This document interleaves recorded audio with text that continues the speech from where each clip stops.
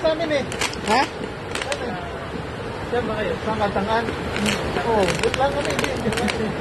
Kahit doon sa... Dalawa kasi yung ano din eh. Papuntang ano, ano ba po yan? 101?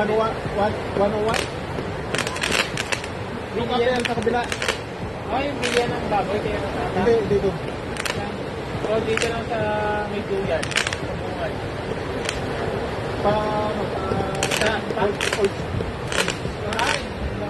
Ay, ko.